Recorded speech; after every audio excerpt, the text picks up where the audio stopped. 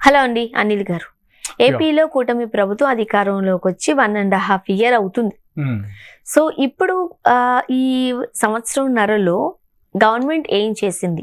ముఖ్యంగా ఒక రకంగా చెప్పాలంటే కూటమి ప్రభుత్వం అంటే డబుల్ ఇంజిన్ సర్కార్ అంటూ వాళ్ళే చెప్పుకుంటున్నారు. ఏంటి ఏపీ ప్రజలు ఒక రకంగా చెప్పండి, ఉద్యోగులు ఇప్పుడు బయటకు వస్తున్నారు, వార్నింగ్ ఇస్తున్నారు, రైతులు బయటకు వస్తున్నారు. వీళ్ళకి టైం ఎక్కడ ఉంది? వీళ్ళకి వాళ్ళ కాళ్ళ మీద వీళ్ళ కాళ్ళ మీద మొక్కటానికి, ఢిల్లీకి పోవటానికి, కాకాలు పడటానికి, ఏసీ రూమ్లో కూర్చొని బాతకానికి వీటికి టైం ఉంటుంది. కానీ వీళ్ళకి ప్రజల గురించి పట్టించుకునే దానికి ఎలక్షన్ టైంలో టైం వస్తుంది. ఇప్పుడు టైం ఎందుకు వస్తుంది? I don't know very Jagan. I think, see, that's what the whole thing is. People are like, election season వస్తుందా అప్పుడు రథాలు బయలుదేరుతాయి.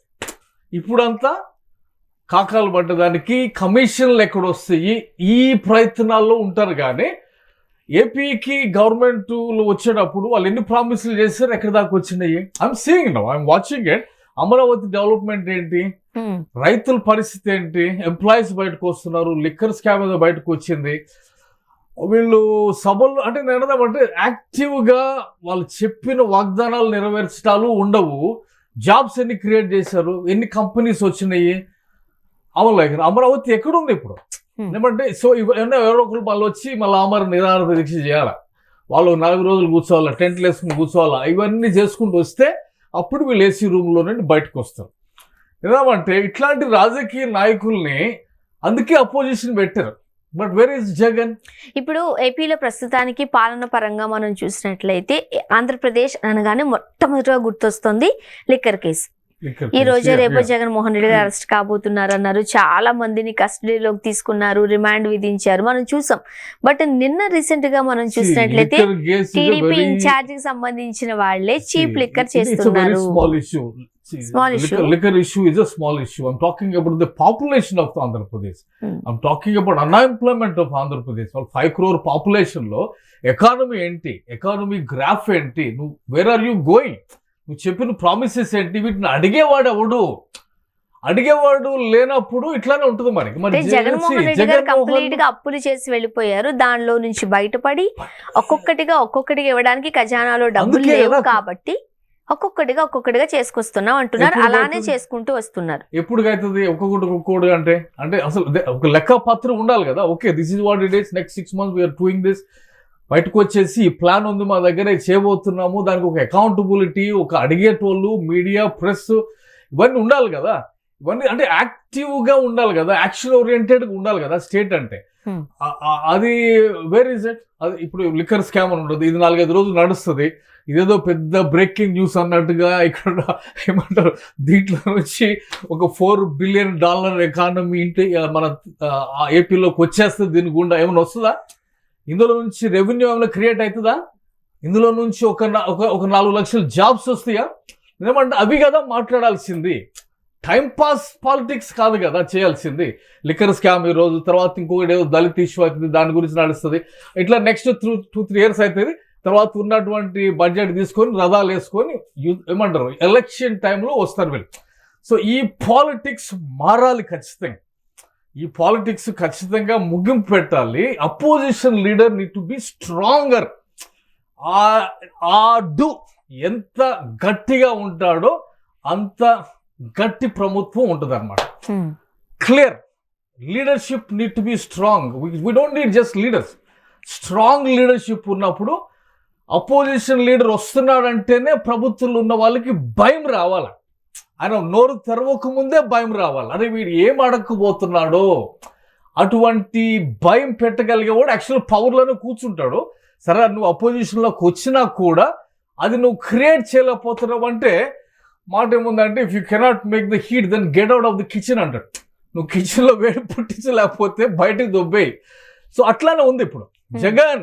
If you can follow this, నేను అంటుంది ఏమంటే బిల్డ్ ద స్టేట్. ఆబ్జెక్టివ్ ఏంటి, లీడర్షిప్ ఆబ్జెక్టివ్ ఏంటి? నేను పదవుల్లోకి వస్తా, 2,000 కోట్లు నొక్కేస్తా, సింగపూర్ లో కంపెనీ పెట్టుకుంటా, అది కాదు కదా ఆబ్జెక్టివ్. అంటే సమయం సందర్భం వచ్చినప్పుడల్లా ప్రెస్ మీట్ పెడుతున్నారు, మైక్ ముందుకు వచ్చి మాట్లాడుతున్నారు. సొల్యూషన్స్ కావాలి, ఇక్కడ జాబ్స్ కావాలా. Leadership is about delivering results. Government question చేయాల్సింది ప్రతిపక్షంలో ఉన్న వాళ్ళు. About delivering results. లీడర్షిప్ అందుకే ఉంది అక్కడ, అందుకే జనాలు ఎన్నుకున్నారు. అదే కానీ నువ్వు రిజల్ట్స్ ఇవ్వకుండా, రిజల్ట్స్ ఇస్తున్నాను అని చెప్పి ఏమంటారు మోసం చేసి ప్రభుత్వంలోకి వచ్చి అంటే సంపద సృష్టిస్తాము అని చాలా గట్టిగా చెప్పిన చంద్రబాబు నాయుడు ఎంత గారు సంపాదించారు, ఎంత సృష్టించారు, ఏం చేస్తున్నారు? మీరు ఇప్పుడు అమరావతిలో కూర్చొని ఏం చేస్తున్నారు? మీరు పోవాల్సిన దేశాలు పట్టుకొని పోవాలి కదా, ఎక్కడ క్రెడిట్ ఇస్తారు, ఎక్కడ ఇన్వెస్ట్మెంట్ ఉంది, అది కదా చేయాల్సింది. టైం పాస్ పాలిటిక్స్ చేసుకుంటా, పదవులు చూసుకుంటా, పదవుల్ని జనాలను మభ్య పెట్టుకుంటా నినదమంటే you have responsibility for 5 crore people.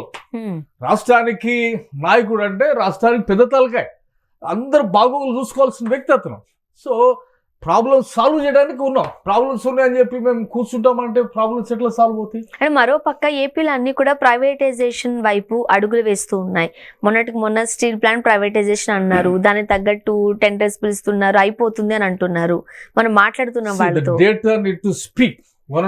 Medical colleges privatisation చేస్తున్నారు, పీపీపీ విధానం అంటున్నారు, అదంతా కరెక్ట్ కాదు అంటున్నారు ఏపీ వాళ్ళు. Let people criticise. ఇప్పుడు నేను అడగమంటే 1.5 year అయిపోయింది, నీ డేటా ఏంటి, ఎన్ని జాబ్స్ వచ్చినాయి? You have to come out with figures. మాటలు చెప్తే కాదు కదా, ఎకానమీ ఇక్కడ ఉంది, ఇప్పుడు ఇక్కడ దాకా తీసుకొచ్చినాం అని ఒక ఫిగర్ తోటి, డేటా తోటి, రిజల్ట్స్ తోటి నువ్వు బయటికి రావాలి. ఇది అడిగేటోడు ఉండాలి మళ్ళా. సో మీడియా కూడా బాధ్యత ఉంది ఇక్కడ. మీడియా మాట్లాడాలి గట్టిగా. ఈ మీడియా కూడా కొంగు కాసుకుంటా, caste based media, party based media, వాడు ఏమి చేసినా కానీ అది రైటే అనేటువంటి, ఇక నాకు వేరే లాంగ్వేజ్ వస్తుంది, అట్లాంటి మీడియా ఉన్నంత వరకు దేశం బాగుపడదు, రాష్ట్రం బాగుపడదు, ప్రజలకి మంచి జరగదు. సో అన్నిటికీ అతీతంగా క్వశ్చన్ చేయాలా, అపోజిషన్ లీడర్ బయటికి రావాలా, మాట్లాడాలా, డైలీ ట్రాకింగ్ చేయాలి. అంటే ఏదైనా ఒక సమస్య వచ్చినప్పుడు ఇంతకు ముందు పవన్ కళ్యాణ్ గారు ఇప్పుడు విశాఖ ఉక్కు ఆంధ్రుల హక్కు అనే నినాదంతో అది ఏర్పరచబడింది. సో దాన్ని ప్రైవేటైజేషన్ చేస్తా ఉన్నప్పుడు అక్కడ కూర్చున్నారు, ఆ ఎంప్లాయీస్ తో కూర్చుని మాట్లాడారు. బట్ ఇప్పుడు ఆ వైపుగా అడుగులు వేస్తున్న పవన్ కళ్యాణ్ గారు ఎక్కడా కనిపించట్లేదు. పీపీపీ విధానం తీసుకొచ్చి మెడికల్ కాలేజీలో ప్రైవేటైజేషన్ అంటూ కోట్లలో సీట్లు అమ్ముకునే పరిస్థితి వచ్చినప్పుడు కూడా పవన్ కళ్యాణ్ గారు ఎక్కడా కనిపించట్లేదు. ఎక్కడికి వెళ్ళిపోయినట్టు మరి? అంటే కూటమిలో లీడర్షిప్ లో ఏమంటే ఒక ఇన్సెక్యూరిటీ అనే ప్రాబ్లం ఇది. పవన్ కళ్యాణ్ బయటకు అన్నిటికీ పవన్ కళ్యాణ్ పరిగెత్తలేడు. నినదమంటే so you need to be able to raise other leaders. ప్రతిదానికి ఒక లీడర్ డైలీ చేసి ఫైట్ చేసే పవన్ కళ్యాణ్ గారు పరిగెట్టలేరు, జగన్మోహన్ రెడ్డి గారు పరిగెట్టగలరంటారా? Handle entire state. So you need to have lot of people working. ప్రతిదానికి ఉన్నారు, నీ మినిస్టర్స్ అందరూ ఉన్నారు, వాళ్ళని ఎంపవర్ చేసి అవసరమైనప్పుడు నువ్వు బయటకు వచ్చి మాట్లాడి నినదమంటే ప్రాబ్లము ఫిక్స్ చేయాలి ఇమీడియట్ గా. పవన్ కళ్యాణ్ అప్పుడు వచ్చాడు, ఇప్పుడు కూడా రావాలంటే పవన్ కళ్యాణ్ ప్లేస్ లో ఇంకోళ్ళు వచ్చి నిలబడి మాట్లాడాలి. అక్కడ ప్రాబ్లం సాల్వ్ కావటం ముఖ్యం కానీ పవన్ కళ్యాణ్ వచ్చేది ముఖ్యంగా. సో మనకి డేటా ముఖ్యం. ఇక్కడ 1.5 year అయింది కదా. So what is the data now? What is the economic growth? Jobs ఎన్ని వచ్చినాయి, కంపెనీస్ ఎన్ని వచ్చినాయి, స్టేట్ లో ఇన్ఫ్రాస్ట్రక్చర్ ఎంత డెవలప్ అయింది, ఎన్ని కాలేజెస్ వచ్చినాయి కొత్తగా, స్టేట్ లో గ్రోత్ ఎట్లా వచ్చింది, ఈ గ్రాఫ్ కూడా కావాలా. ఈ వదిలేసేసి అన్నిటినీ గాలికి వదిలేసేసి అడిగేటోడు ఉండడు, లెక్క ఉండదు, పత్రం ఉండదు, అపోజిషన్ లీడర్ ఉండడు, ఎవరికి ఇష్టారాజ్యం వాడు చేసుకుంటా రాష్ట్రాన్ని గాలికి వదిలేస్తే ఇది అవుతుంది అనమాట. రైతులు బయటకు రావటము, ఎంప్లాయీస్ బయటకు వస్తున్నారు, సూసైడ్లు అవ్వటము, అనర్థాలు అవటము, ఇట్లాంటి దారి తీసుకెళ్ళి. మరి ముఖ్యంగా దివ్యాంగులకి సంబంధించి కూడా వాళ్ళు ఎంత వరకు వాళ్ళ ప్రాబ్లం ఉందో దాన్ని సర్టిఫికేషన్ లో పర్సెంటేజ్ తీసుకురమ్మంటున్నారు. అది చాలా ఇబ్బందికరమైన అంశం. ఇప్పుడు ఎక్కడ వాళ్ళకి అంగవైకల్యం ఉందో దాన్ని తగ్గించే పరిస్థితి అయితే లేదు కదా. ఓన్లీ హియరింగ్ ప్రాబ్లం దగ్గర మాత్రమే పర్సెంటేజ్ క్యాలిక్యులేట్ చేయగలరు.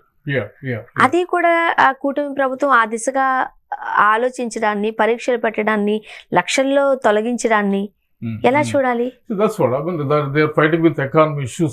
అక్కడ వాళ్ళు ఎకానమీ యాడ్ చేసే చూడాలి, డిడక్షన్ కాకుండా ఎకానమీ ఇంకా ఎట్లా మేము పెంపొందించాలా, గ్లోబల్ ఎన్జిఓస్ ట్యాబ్ పెట్టుకొని ఇన్కమ్ తెచ్చుకోవడం, ఇవి ఆలోచించాలి. కానీ ఉన్న లిస్ట్ లో నుంచి 1,00,000 మందిని తీసేస్తాము అని చెప్పి ఇక్కడ ఫిల్టర్ చేస్తాం అనేది అది సంపద సృష్టించాలంటే చంద్రబాబు నాయుడు గారు ఏం చేయాలంటారు? He was greatest leader, definitely no question. But for ever Chandrababu Naidu cannot be the person కదా. So Lokesh need to come out. Lokesh కాదు ఇంకా బట్ టీడీపీలో ఒక 1000 మంది చంద్రబాబు నాయుడు లాంటి వాళ్ళు తయారు చేయాలి ఇప్పటికల్లా. అప్పుడు రాష్ట్రానికి ఏ కొరత రాకుండా ఉంటుంది. అది మనోళ్ళు చేయలేరు. ఎందుకంటే మనోళ్ళు ఇంకొకరు ఎంకరేజ్ చేయడం అనేది దానికి భయం. ఎంకరేజ్ చేస్తుంటే చంద్రబాబు నాయుడు లాంటి వాళ్ళు ఇంకొక 1000 మంది కానీ అక్కడ ఉంటే వాళ్ళు 1000 హైదరాబాదులు కట్టేదానికి అవకాశం అయ్యారు.